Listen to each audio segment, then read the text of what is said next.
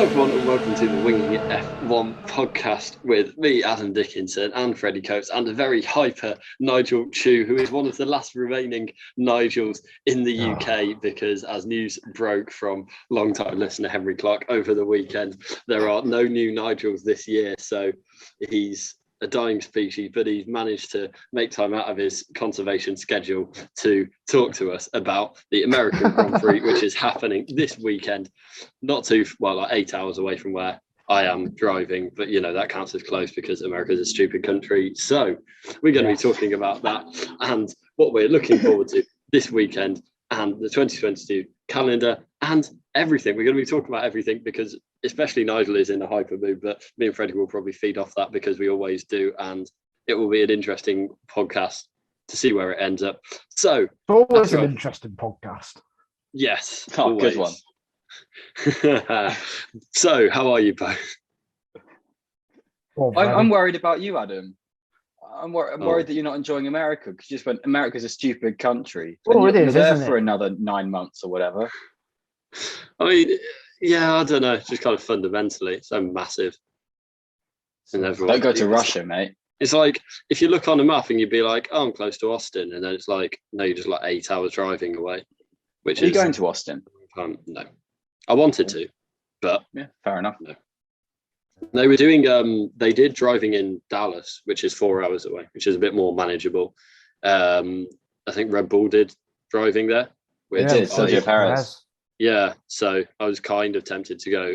Me and Quentin, who's a French F1 fan here, were tempted shortly to go to that, Quentin. And then didn't. So there you go. It wasn't a great story, but yeah, we didn't because we've been to Dallas the previous weekend, and it's too far away to do 2 8-hour round trips in 2 weeks. Yes, but I'm good. I'm doing fine, fine. Adam. Yeah, I'm fine. I'm doing well. Stop copying me, Freddie. That was easy. Okay, so Everyone name your kids Nigel. Do that. Actually, no, don't. Keep it rare. Keep it rare. Medium rare. Medium rare. Not well done. So Like do you peppercorn sauce? So you could be, one of the last Nigels ever. How does that feel? Yeah, but I won't be, will I? Well, you might. I'll make sure that isn't the case. I'll make sure, like, my net. They have to be like Asian. We're going to get a Nigel Nigels Junior. Well. Chinese British. Because I reckon there's not many. Sorry, is it British Chinese or Chinese? Even whatever it's called. I don't think there's many British Chinese Nigels. Like, that's even rarer. That's mad. My friend told me once because I was the only person he'd met called Nigel. Everyone who he associates is called Nigel. He thinks that he's Asian. Or like they're Asian because of me. Thinking about that, I think you're the only Nigel I've ever met. I mean, I've seen Nigel Mansell just like around, but I've never met him. But, I mean, if you grew a moustache, that would really mess with our minds. Yeah, I don't think I could, mate. No, I know he you has can't, been, but he's been growing one for the last year. Gosh. Since he's been born, Nigel's been trying to grow a beard, and he's nearly there. I know I can't talk because I'm in exactly the same boat, but here we are. Right. Yeah. Enough of that. I don't know. I'm quite we could carry on talking. No. I need to learn to be quiet. I mean, there's the legendary when you get hair-related introduction about talking about long, but we won't go there because that's been used already. It was a very flattering day. I'm sure there will be some F1 talked about at some point on the podcast. But I really like the Nigel Junior quip as well. I think that's a fantastic one. Thank you very much. Not to be confused with Nigel Tuna, which is if Nigel becomes a fisherman. Not allowed tuna, Yeah. And he definitely won't become a fisherman. What, you're like barred by the British Chinese Fishermen's Association? Yeah, I am there. Yeah. That's how allergies work. Yeah. Well, you diplomatic incidents. You could go around trying to make every other Nigel in the UK move out to a different country, and then you'd be the only one left. Or you could assassinate them, but that's a bit mean? So Nigel's going to either become high up enough in the government to deport everyone else called Nigel, or high up enough in the government to assassinate everyone else called Nigel. I think you can assassinate people outside the government. I mean, I'm not an expert, even though I was at where JFK got shot otherwise, he won't day, get away with it, and he'll be deported.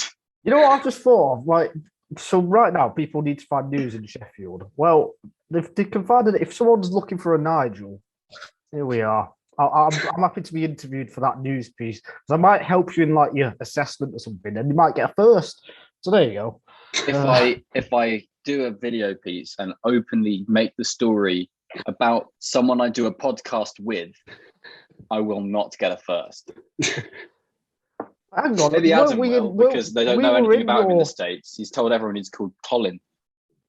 We were in your video thing in May, so yeah, I was going to say. Yeah, I didn't submit that one for assessment though. I didn't submit that one. She said I should submit. Oh yeah, no, it was Adam. Sorry, Adam asking us about our favourite dogs or something, getting us to pretend that we had a cold conversation about dogs on our podcast. It wasn't even that. I just showed the when Freddie's cat invaded. Was it cat? No, it was. It was a dog. It was Monty. Yeah, it was in the dog video. So that would have been meta.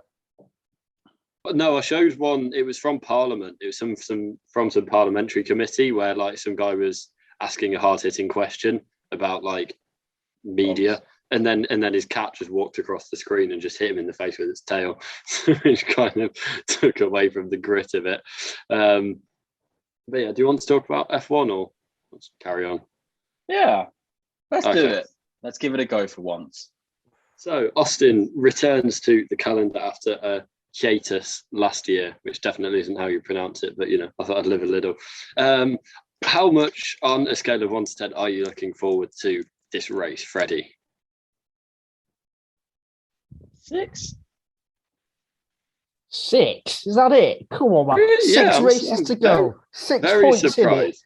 in it. It's close Austin, for a long time. And then you're just like, 6. I think I've not been getting as hyped recently.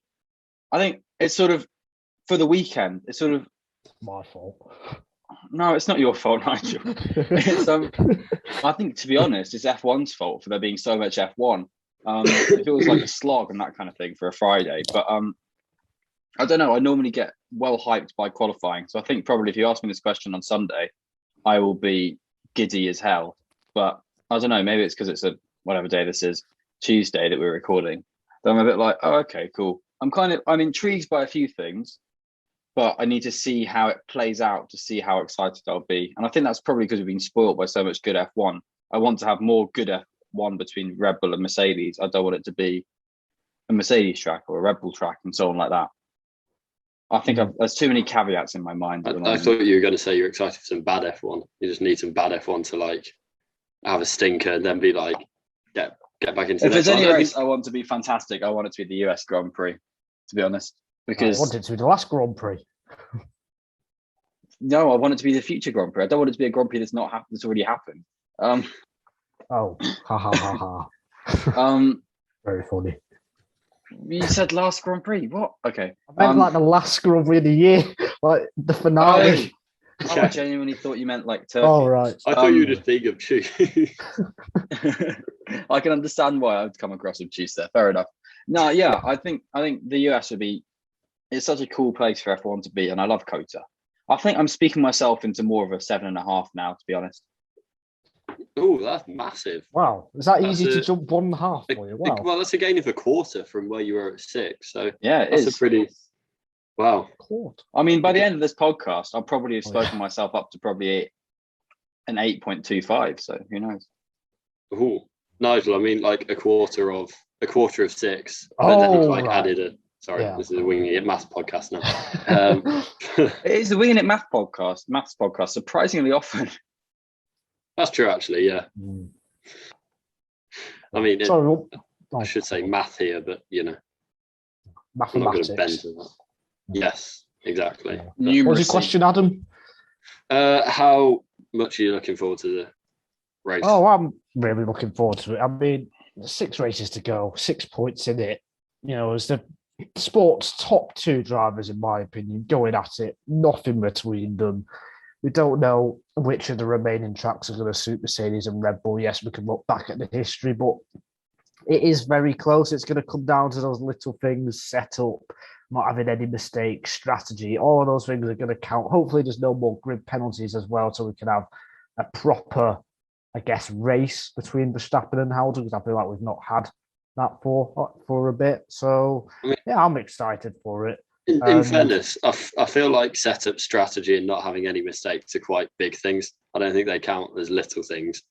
Yeah, you're right. Yeah, you're right. Yeah, they are big things. But I guess to like some people, they don't notice it. Perhaps I guess we do. I mean, like small margins in them, maybe. Yeah, small margins. Yeah. So like like pitching at the right time, undercourt tires, all that boring stuff which people hate hearing about. But no, I think it's a great track as well, Austin. It's one of the best on the calendar. Yes, there's quite a lot of runoff, but it's one of the best, I guess, modern day circuits, because F1 only started going there in 2012. That's the 9th Grand Prix there.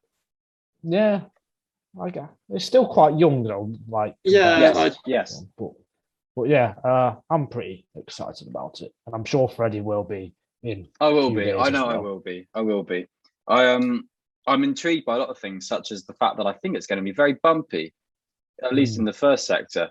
If we take MotoGP as a guide, where they were like, we don't actually want to do this race because it's so bumpy, which obviously is an entirely different thing in bikes than cars. But I find that really interesting for an incredibly bumpy F1 track.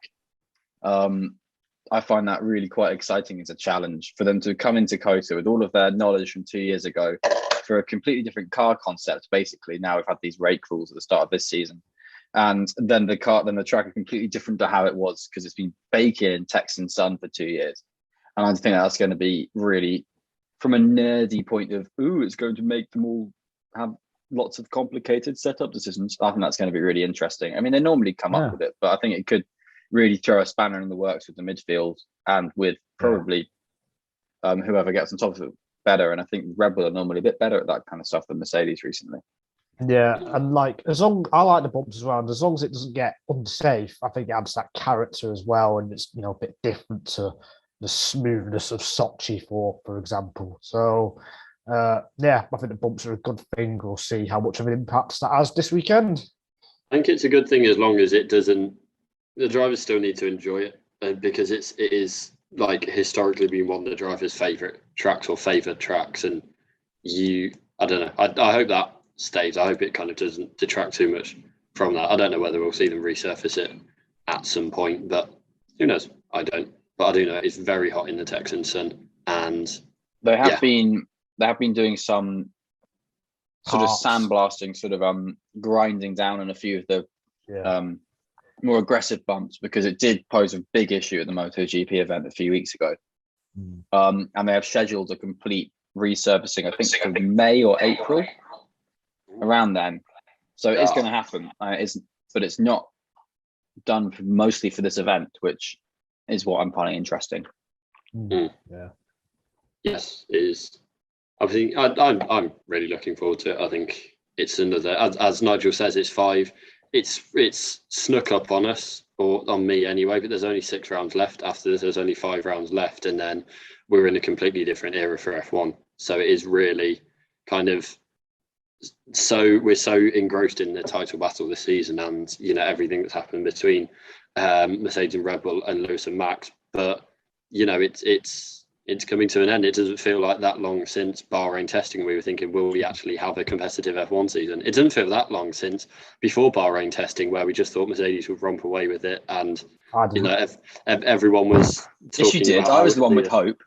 Formality in the title, but there's not long left now. So savor every moment of it, because it is one of the all-time title fights, and it's not going to be around for much longer. So looking forward to it. Very excited for it. I'm very excited for COTA as well, because it's a cool track, and it's got a big climb.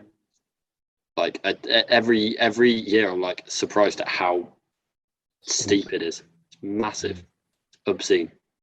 He's talking about the run up to turn 1, not just like a random thing. If you don't know, if you're listening. But it is also, it's so flat here, and any hills aren't that steep. So it's like to have that. I mean, I know they made it, but it's very tall. So, and will we get the guy doing the on the audio thing? Have you seen that video?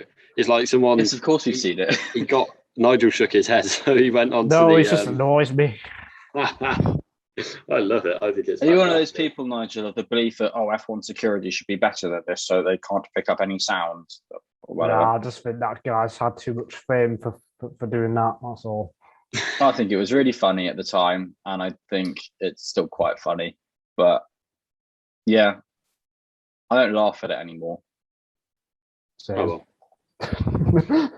well, anyway, moving on from that, who do you expect? I'll go with Nigel first. Who do you expect to go well at COTA?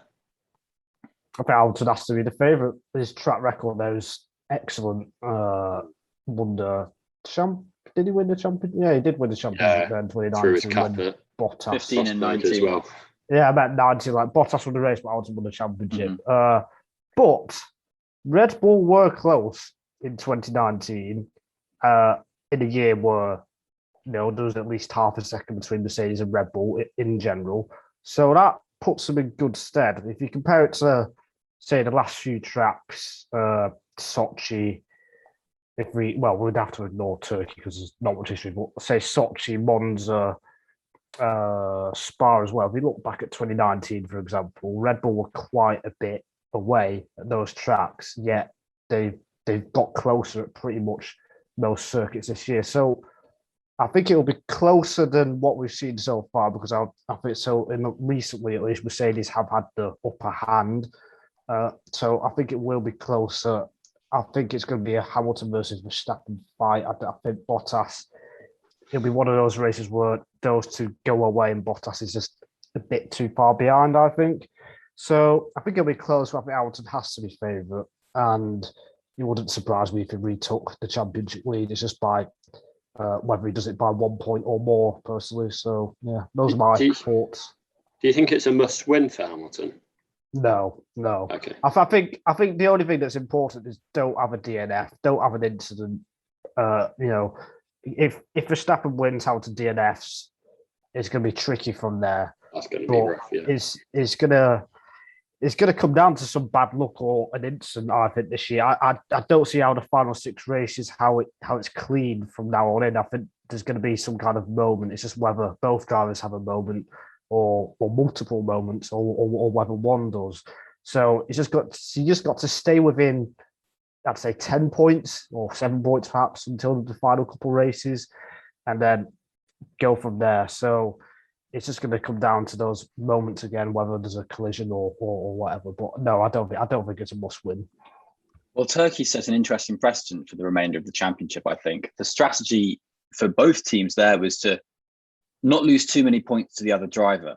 Yeah. And it wasn't about sort of trying to gain the points and that kind of thing. Same with Sochi. Obviously, it was different with both races because of penalties for Hamilton or Verstappen, but irrespectively. But it was like, yeah, so it's kind of, there wasn't really a massive push from Verstappen to win the race. It was just to limit the damage, and same from Hamilton. So I don't know. I feel like that could sort of change the state of play and the rules of engagement for the next few races. I don't think there's going to be any kind of big attack. I don't know. It might. Yeah. I wouldn't be surprised if it's sort of whoever gets the lead at lap 1 wins the race for the most of them. But so I think the difference is there. You want to take points away from each other, because you've got that 14-point swing. Say they're battling for first, whereas last few races they weren't battling for the win, were they? So we were only talking about 3 or 5 point swings. So I think if they're battling for the lead, that's different. Perhaps one of them would happily, even DNF, like both of them DNF, like they did in Monza, perhaps. So I think if they're battling for the win, it's slightly different. And in fact, if they're battling each other like on track, I think it's different just because of that extra swing you get by taking points off each other. Well, Toto Wolff said earlier this week that this at the end of Turkey, really, that this this championship fight is going to come down to DNFs, which I thought was interesting. So he thinks there's going to be a lot more drama in the fight to come. And I think really, if there is one DNF, then that's at worst really a 15-point swing in the direction of the other driver, and that can be crucial at these stages. So I think there could be something in that. And I know you were saying, Nigel, there that you think Bottas and Perez are going to be a bit more sort of anonymous in the next race. I think there's more opportunity for them to be, based on recent form. They've been doing the job as they should be, really, on pace-wise. And I think there's no sort of reason why they should be way down the order. Maybe Perez will mess up his quali again, but other than that, in the race, he's still a thorn in the side. So I think there could be a lot more from Perez and particularly Bottas to come into play than you might have thought. Yeah, possibly. I would like to see that. I think that would be exciting. I think it'd be really interesting to see two other cars just sort of getting in the way and meddling with it all. Like 100%. If Bottas is in the lead and Verstappen's in second, does Bottas try and back up Verstappen? Or does he be like, oh, the best way to take points off Verstappen is to beat him? Or is it to try and get Hamilton to beat him? Who knows? And that kind of fight could become really crucial. And I think there's every opportunity for that at COTA, at Brazil, at Saudi, definitely. I think is going to be either a Merc shoe-in or Verstappen could do something special. But then Abu Dhabi is just going to be free for all. Yeah, agreed. I really hope it comes down to Abu Dhabi. I really, kind of comes down with them genuinely both, separated by a few points because, you want a kind of winner takes all, I think. It's probably best not to talk about this now, but if it does come to that, I do worry about a controversial ending. But I don't know if that's best to talk about that now or in a future podcast. I'm talking like Schumacher Hill, Schumacher Villeneuve. I do fear, and even the DTM a couple of weeks or last week or a couple of weeks ago, I do fear something like that. But we can. I don't actually. I think there was only two drivers in a fight who, for me, feel like they don't give each other an inch, but it has been a more respectable fight between the two.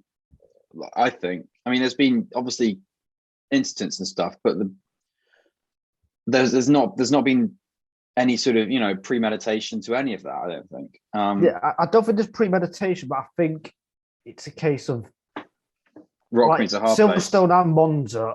I think Hamilton didn't mind if they both DNF, and I think in Monza Verstappen didn't mind if they both DNF, and obviously Abu Dhabi, whoever's ahead, if they both DNF, then they'll win the championship. But I think it's something to talk about. But I mean, you'll get. I feel like there's two drivers who will be in the back of their minds. I do think.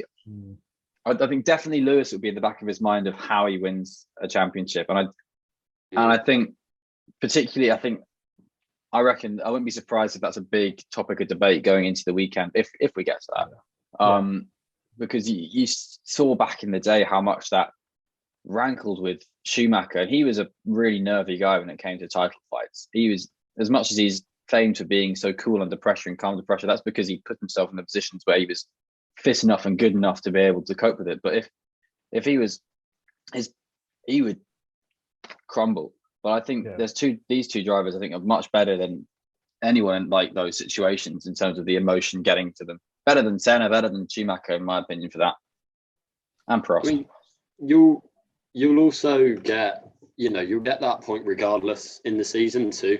Like if even you'll get a point where, or there'll be a race where someone needs to win to stay in contention or whatever, and there will be that point regardless. And so if they go wheel to wheel, then it will be in the mind there. But I think I agree. I think especially with Hamilton, his legacy really, it would damage it a lot if he wins in a Schumacher style or in Schumacher Hill style. That this is such a big, and I don't know, maybe he won't care so much about that, but I think in terms of his the way future fans perceive him, I think that will be a massive thing, this title fight, because it's 2016. I know it wasn't a collision, but he went against the team, did not speed up, and was going really slow, back in, potentially costing the win. He backed Rosberg up. That wasn't what the team wanted, was it? But I think, there's two things there. One is he didn't win, and I think that's crucial because it's that no one really remembers it. Bad sportsmanship, isn't it? Yeah, it's bad sportsmanship. But if he wins, if if he has bad sportsmanship and loses, it doesn't matter. But also, 2016 was a different fight. I think this is, you know, a fight that this is really going to define his career. Maybe not define it, but you know, it's the one that a lot of fans will remember, and it's, you know, maybe the biggest challenge he's had. And if it's going down to the final race, that will be what people remember. And you know, I think if he, you know, if there's a collision with Verstappen, that will be way, way bigger. You know, I don't really think 2016. It's like, it was a race, but he didn't win. If he wins it by, you know, and there's any doubt of hitting Verstappen, then that will be massive. I think for 2016, I think that's the right thing for Hamilton to have done at the time. I think, you know, he's clinging on to a championship, and the last thing he can do is get Rosberg overtaken. He's going to do it, and I think that's the right thing to do. I think if that's the case with Verstappen this year, then I think that's the thing he should do again, and that kind of thing. So I think backing up a driver is part of racing in a way, I think. Even like, if the team tell you to speed up. Yeah, just beyond that. That's entirely different. If the team are telling you to speed up, that's fine. Yeah, I get that. But going against, that's not as different. Going against a team order to lead the race, I think it's different for that kind of situation. Going against, I think Hamilton was well within his rights in 2016 to do that. And I think the team were obviously well within their rights to tell him, but I think they entirely understand he's going for the championship and he's a driver who's got a chance to win a world championship. It's different if he was 25 points off and Rosberg was fighting with Vettel, but that wasn't the case. It was Hamilton, Rosberg, and that was it. Yeah. You know, they're in different galaxies. Going against team orders when you know, to not back up your teammate is a different thing to if there's a collision. And I think because they're not in the same team as well, that will be even bigger, really. But you know, there just wasn't the same. I don't think there's the same friction between parts of Hamilton's fan base and parts of Verstappen's fan base as there was between Hamilton and Rosberg fans. You know, I think that element as well. There is so much more dry tinder waiting to go up this time than last time. I think my kind of point is that Hamilton isn't as, what's the word? Clean as. I don't think clean is the word. Like, he's willing to not always respect things. Like in the same year, I think it was, or it might be in 2014, you use like extra power modes when they have that rule where you have to use the same power mode, you know, stuff like that. That was a retaliation. No, he wasn't it? I thought he turned it up because Rosberg had turned it up. Am I getting that the wrong way around? I think it was the other way around. But either way, I think he is willing to drop that kind of respect. So I think Verstappen is as well, definitely. So yeah, it's a big topic. But I think it's also the safety aspects. Is like, it's not, backing Rosberg up isn't really unsafe in the same way that if they have a collision, then it is. You know, I just don't. And you know, it's what the collision is illegal. Simple like that. A collision is illegal. Yeah. Yes. Yeah. But backing someone up is a tactic. Yeah. Playing hard and fast, dirty tactics, dirty young sportsmen, that kind of stuff. Like what? You know, you remember Fernando was faster than you. You remember the dragging Ferrari got after that. They've cancelled the rule banning team orders because of that. Because to be honest, team orders are fine. They are a team, and I get that. But people forget quickly, especially now that people forget things. I don't think it's that big, though. I really don't think it's that big. Plot in the team to do these kind of things, I think. We'll see. I know what I think. No, I think they're in such different galaxies in terms of significance, you know. And as I say, I think the fact that Hamilton didn't win in 2016 adds to that as well. That, you know, I don't know. I wouldn't compare them personally because I just don't think they are comparable. I think the proverbial that will hit the fan if Verstappen and Hamilton collide, to either driver will just be astronomical. It'll be absolutely huge if it happens in the last race It will, of the season. but equally, I think people forget things far too quickly these days. They really do. I don't think it's a tactic. That's a whole different debate. It's the Abu Dhabi 2016 is a tactic that, it's not, you can say it's not sportsmanlike, but it's not, on the same level. I don't think it is unsporting.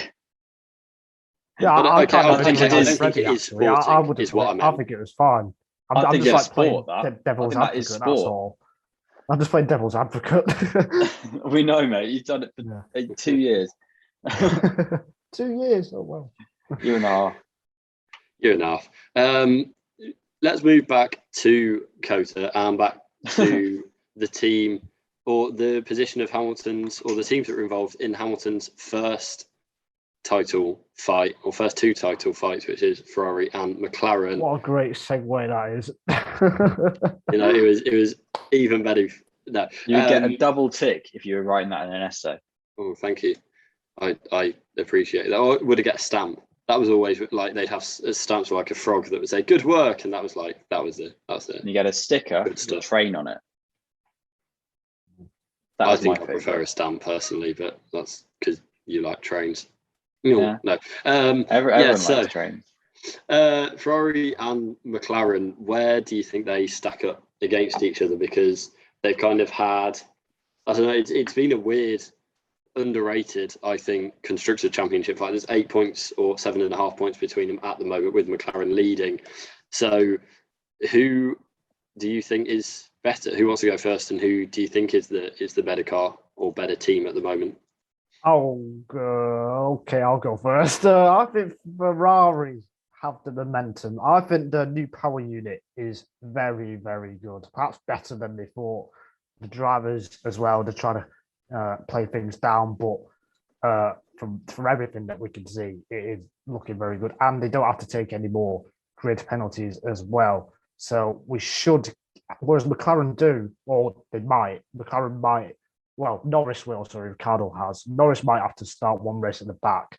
And if that happens, Ricardo versus both Ferraris, that could be a very big point swing, whether that's this weekend or in the future. So I would prefer to be in Ferrari's shoes at the moment. I think they've got a slightly better car. I think it's generally just better in more areas. I think the McLaren seems to be lacking that raw pace at the moment. I'm not sure why. Perhaps it was just a Turkey thing, but I think this weekend will say a lot in that battle, because I think COTA, it's a track that's got a bit of everything, so you get to see where cars are strong and weak. So that'll be important for the final races. But I think Ferrari have just got the edge at the moment, and I think it's just all about Ricardo. I know we don't want to bang on about it, but I think it just depends how strong.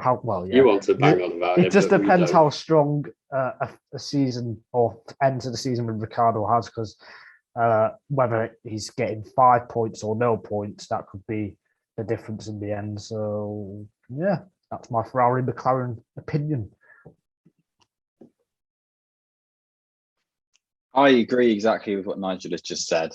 I think Ferrari are the team, as he says, with momentum, and these new upgrades have worked way better than they think they were going to do. So they've also just had a year where they've had way more wind tunnel time than the teams they're fighting in terms of McLaren, Red Bull, and Mercedes. They've just got much more of an understanding of this car.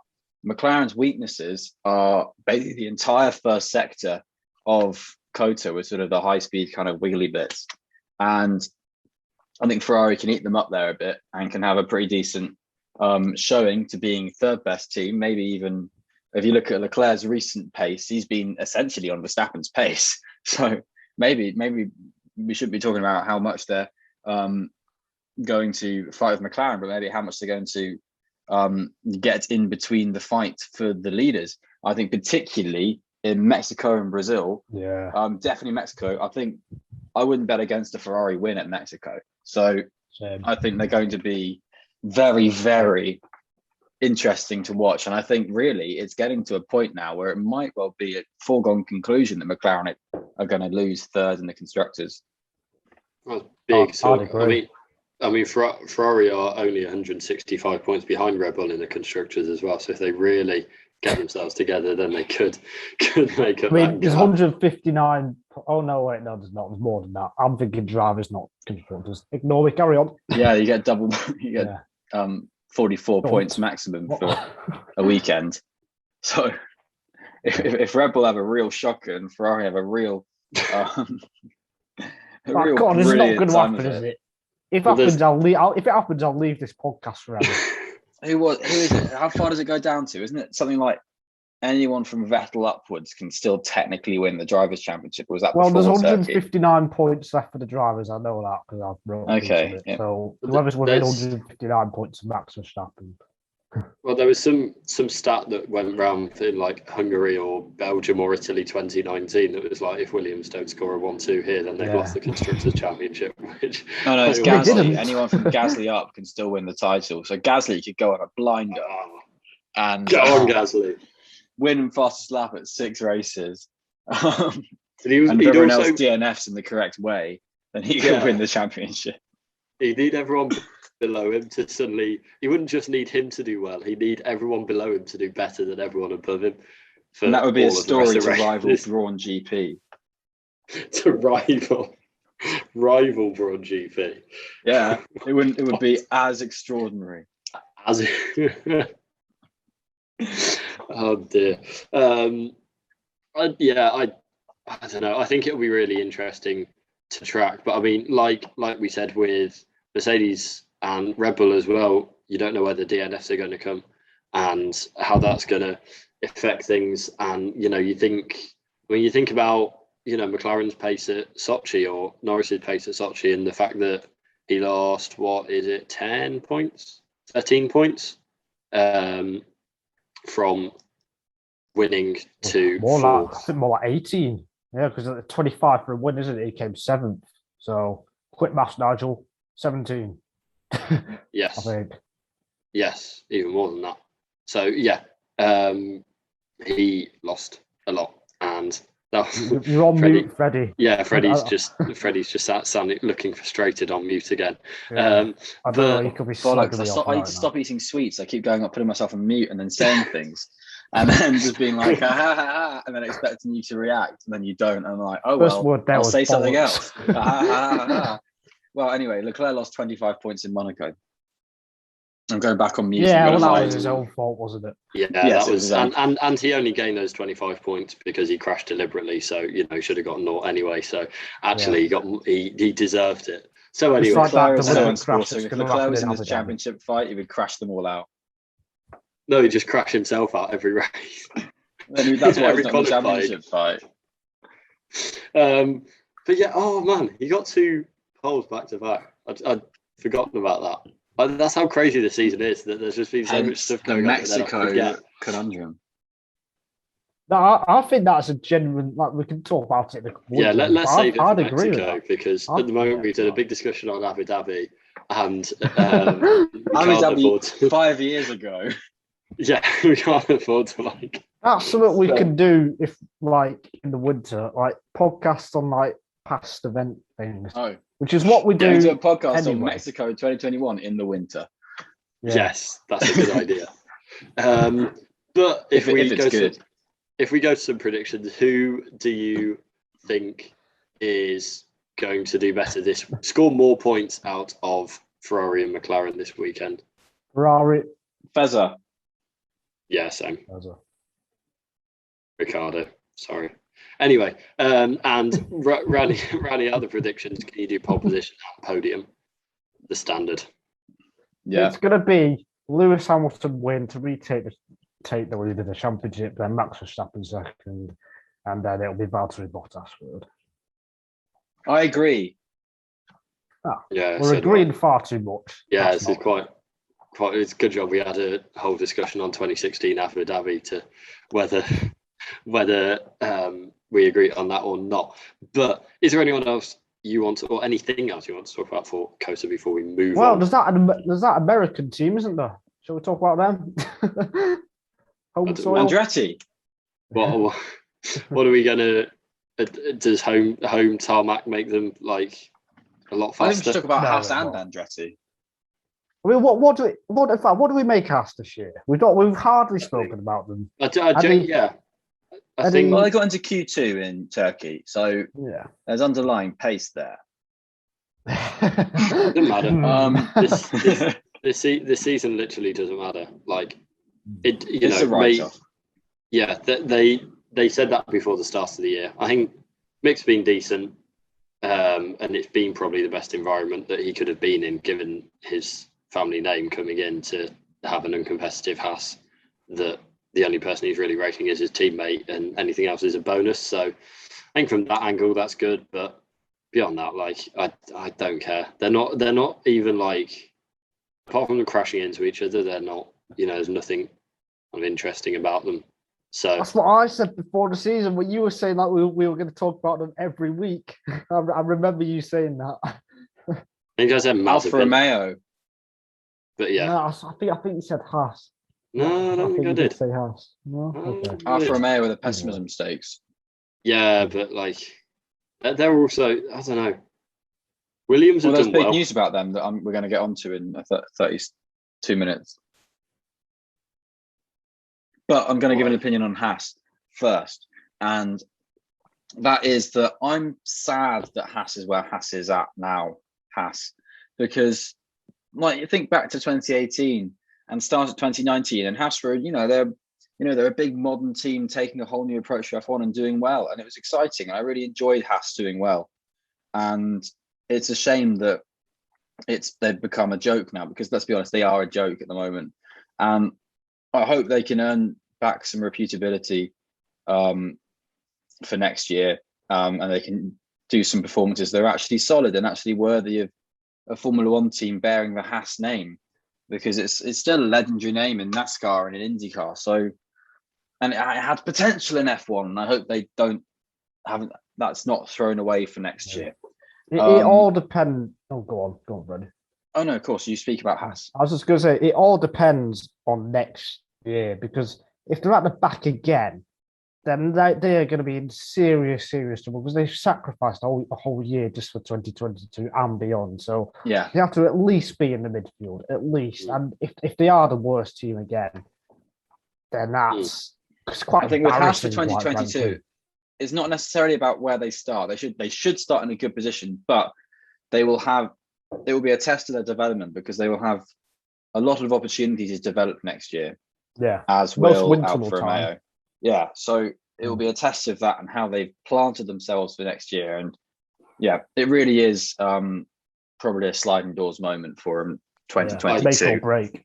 But this is going to be a weekend to forget.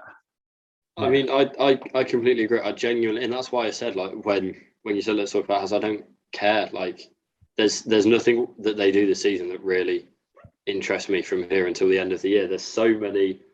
Every team bar Alpha has a more interesting thing to look at, I think, anyway. But I'm going to stop you there, because Okay. Alpha has one of the most interesting things to look at the moment. On track. And that is, No. On track. on that's track. what I mean. Like in terms of still, performances, it's still got an open seat, but yeah. In terms of performances, I don't. That's what I mean. I don't care how they do this weekend, and I don't care. Again with Alpha, I don't really care how they do this weekend. But I completely agree. They have to improve next season, and I think where they start will be important if nothing else, in terms of the mentality of it. Because if they start at the back again, that's going to be so difficult. And I think there will be massive rumours going on throughout the season as to their viability in F1 and how, whether they're going to continue and how things are going to be. Because, like you said, they've wasted a lot this season and they should have plenty of opportunity to come through next season. But, and I really hope they do. I hope Schumacher can have some great performances, because I think things could be set up there to have a bounce back year and to have some good performances. But yeah, they have to. Like, they really, really have to. That's all, really. And that's why I don't care this weekend, because it doesn't matter unless they win. If they win, that'll be cool. But they're not going to. Of course they're not. But yeah, I want to talk about Alfa Romeo becoming Andretti, because we're talking about American teams. Potentially, Alfa Romeo could become a second American team on the F1 grid. And I really like that because I think Andretti is a dynasty. I think Andretti is one of the names of motorsport for the past 50, 40 years. So I think it has potential to be a powerhouse of a name, and to join Formula One after having such success in IndyCar and racing in Formula E and winning races there, and in Extreme E, winning the latest X Prix they had last month. So I think Andretti in Formula One is one of the sort of team takeovers. I'm way more excited about it than Aston Martin, which says how much of a motorsport nerd I am. But when Aston Martin took over Racing Point, because I don't know, I just find it so cool. And I really hope this deal can happen. I hope so too, and I think they will do it properly. I think that's why it hasn't happened in the past, because when Andretti do something, they do it properly, as they have done in Formula E, Extreme E, etc. So it'll be a fully fledged, I guess, push into F1. It'd be brilliant for F1 as well to have the Andretti name. It's such an iconic name in motorsport. So I hope it happens as well. And for America as well, it will probably boost that more than Haas probably. So I think it's a more than the team with the Russian flag on their car. Well, yeah, exactly. And it might bring in an American driver as well. We'll have to see on that. Colton Herta. Yeah, exactly. So I think it's a positive news story all round. Let's hope it happens. Let's see if it does happen. Probably won't happen until 2023 at the earliest, I'd imagine. But probably not. Then, if we can get some kind of announcement, that'll be fantastic, I think.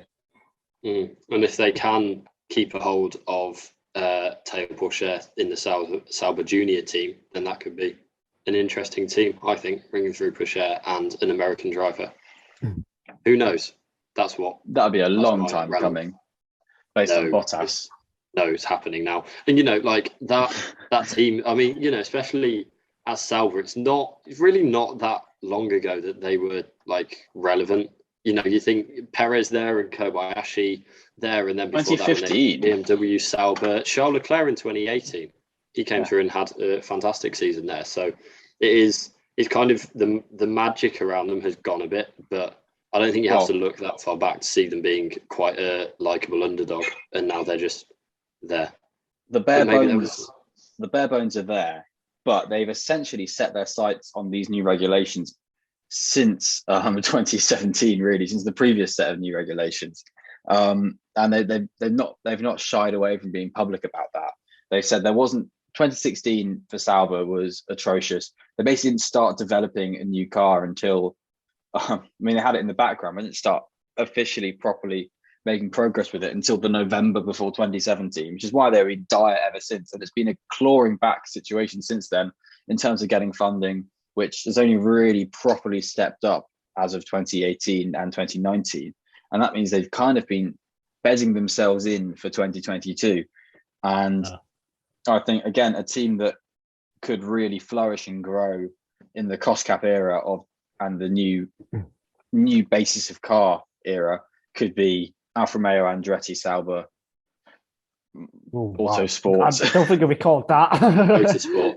I think teams. Just as an aside to that, if that does happen and Alfa Romeo kind of are away from the branding of the cars again and all of that, the Alfa Romeo name in F1 will just be so weird to remember, because nothing significant happened with it there. It seems quite a weird, in terms of the companies that have been in F1, or at least the car manufacturer names that have been in F1 kind of in our lifetimes. And there's been obviously Aston Martin, Mercedes, Renault Alpine, Lotus, Caterham, BMW, and then it's just like Alfa Romeo. Alfa Romeo just seems like such a strange decision to go into F1, really, and then to have, I don't know. And it all comes down. It all comes down to success, I think, because I think Aston Martin could be a similar thing in 5 years' time if they don't, progress up the grid. I think Aston Martin could be in a similar situation. So it just comes down to how much money you're throwing at it and whether you get some silverware, and whether you attract the big names, and Alfa Romeo haven't really done that unless you count Raikkonen. But I think, I don't know. It seems weird to think of Alfa Romeo being a successful F1 team because they kind of in recent years they've not had that racing pedigree really. It just, I don't know. It seems with Aston, it seems to make more sense. I don't know. It just seems like I think that's my point with what they're saying about recent years have been bedding years, they have been working at years, they've been restructuring years, and that's what I'm saying. They have got a goal, and that goal is next year. And the relevance isn't in Raikkonen and Giovinazzi. The relevance is in Bottas, and the relevance is in whoever they get, be it Guan Yu Zhou, be it Colton Herta, be it a retaining of Giovinazzi or someone. Whether they do that, that is a surge towards relevancy, and that is a surge towards making themselves a Formula One team rather than an also ran. And I do think behind the scenes there is a lot of, there's obviously faith there. We all thought, Nigel and I think we're very definite on Alfa Romeo pulling out of Formula One as a sponsor when we probably had these conversations in about March or February. But they've committed, and there's obviously faith in that project. So I think there's a lot more behind the scenes than can be seen in the tail end of, again, a write-off 2021, which they'd be foolish to try and make all the spectacular stuff happen now. So I think, again, it's a watch this space. But obviously, someone has to come last. So I think that's going to be an interesting question. And I think it's going to be Alpine. I think that's a question for another day. I think Alpine are going to win the championship. I would love it if they do. I would love it if they actually do. This is the thing, I don't want anything to be last. And I think there's an opportunity for them all to not be last. But anyway, yes, this is a question for another day. We probably should be wrapping this up. I was just going to ask quickly for your thoughts on the 2022 F1 calendar, which was released between us filming the last podcast and this podcast. And it's come in for some criticism, mainly, well, apart from the fact that Saudi Arabia and Qatar are on there, the fact that it's so much traveling. They just like hop off. They go from Saudi Arabia to Australia, then back to Imola, then to Miami, then to Spain, then have 2 rounds in Europe, then they go to Canada and then back to the UK. So that is so many trips across continents, across oceans. So in general, what are your thoughts on it? I do understand why that is the case, and it's because of contracts. As simple as that. Canada has to be in June. Miami had to be in May, and it's just tricky. Ideally, in an ideal world, you would have them together, but contracts make it difficult because most events are not very flexible. That's why the summer, for example, Silverstone, Austria, Hungary, they're always in similar places. So I get it. It's not right. But I'm not sure realistically much could have been done about it personally. Yeah, realistically, I'm on the same boat with Nigel. There are easier ways to do it, and shipping upgraded cars is going to have to become flying up-to-date cars from circuit to circuit and things like that. But I think there's a myth that everything from one Grand Prix immediately goes to the next Grand Prix. That's not the case at all. The sort of, the storage, if that was what you would say, that the kind of like the garage setup, say, for Japan for a Suzuka race is shipped out at the start of September, end of August for a race in mid-late October, and then that then is sent to like Australia or somewhere like that. If it were this year's calendar that was supposed to happen, that then would have been sent on to Australia and so on. So there's lots of this kind of in motion behind the scenes that's not an express travel. There's lots of kind of the teams do different kind of ways of traveling these shipping these objects across the world, and they are done in cost effective ways, which then means geographic effective ways. And the flight of personnel and people is always can't be taken into account because they're always going to fly home, and so you can't really. It's just, I don't know. Say it's a UK based team, it's Australia, UK, then to, I don't know, Bahrain, UK, then back to Australia, whatever the calendar order is. I don't know it, but it's that kind of thing. There's always it already. I've not memorized it because they've changed it. What have you been doing? I've been learning university things. I've not memorized them either. But yeah, that's the kind of thing. There's always going to be movement of people all over the place, and that's got to kind of be ignored because that's going to be a separate case and issue. But the motion of sort of garages and material is a lot less impactful than I think people are perceiving it to be. Yes, the raw chassis of the car will be sort of shipped across quite, on a plane and that kind of thing, but which is going to be not great for the environment and will be pretty crap to bring it from, I don't know, Baku to Canada to Europe again. And then, but that again, there's no way around contracts really. And it's sad that there isn't, but like there would be no point in having this many Grand Prix in America if they're all going to be next to each other in a line. Yeah. Just like, mate, you could have just a road trip. That'd be quite cool. You just have a road trip from Canada to Miami to Austin to Mexico and hop over to Brazil. That'd be fun.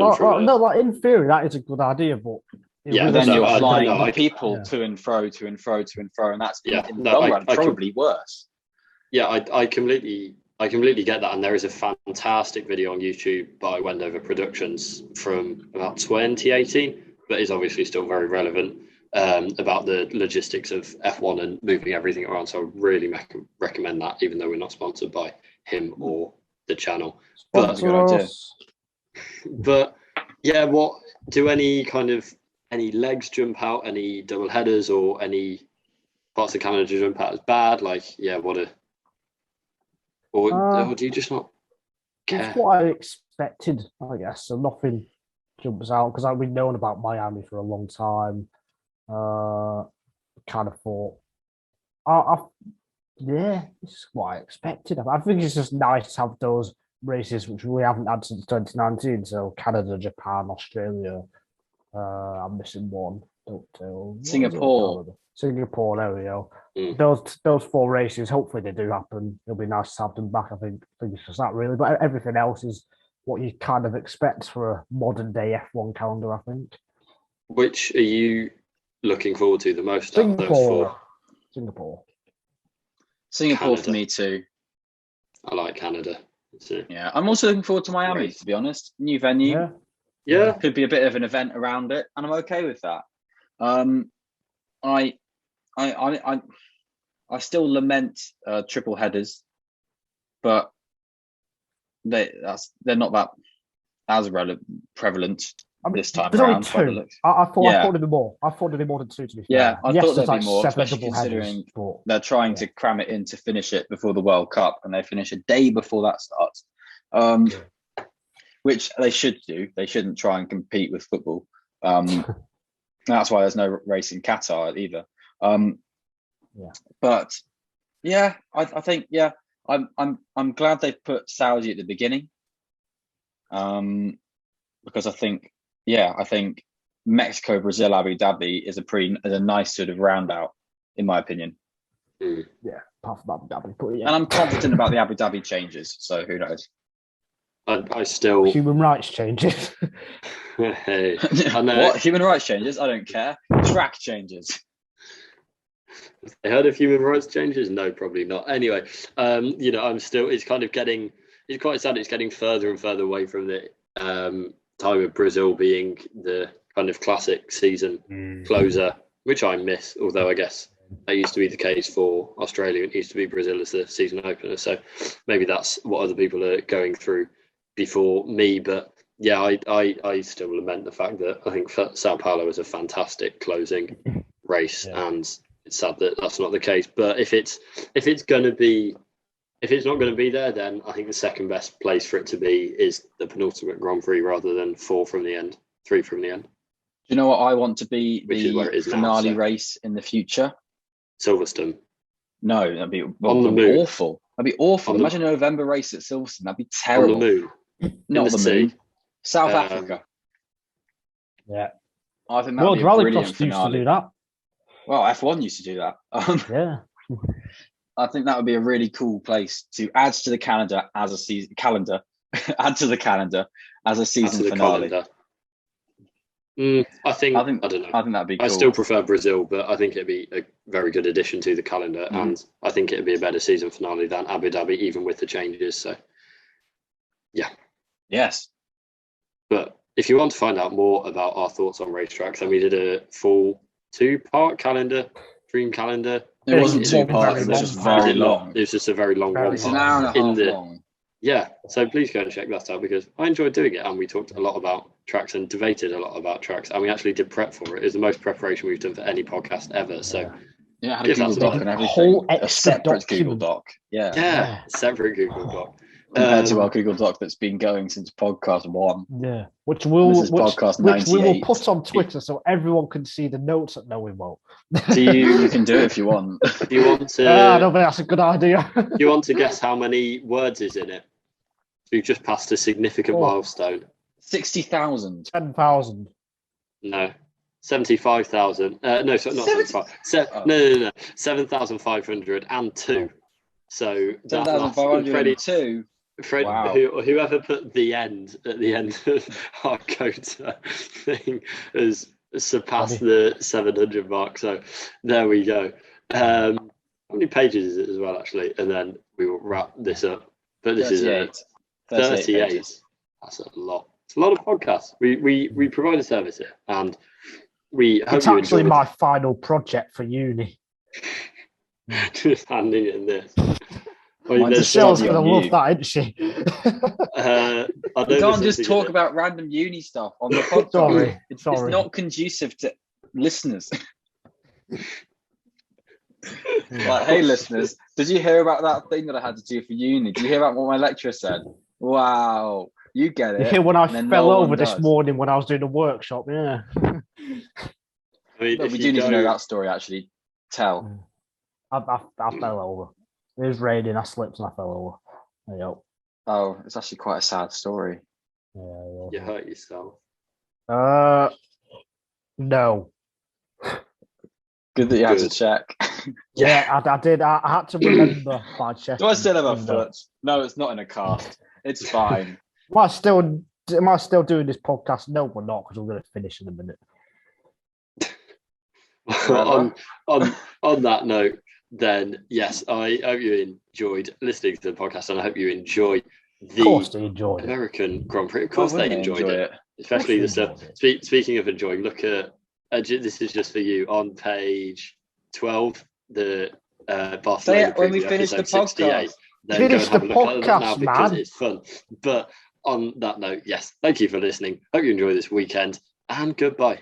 So unprofessional.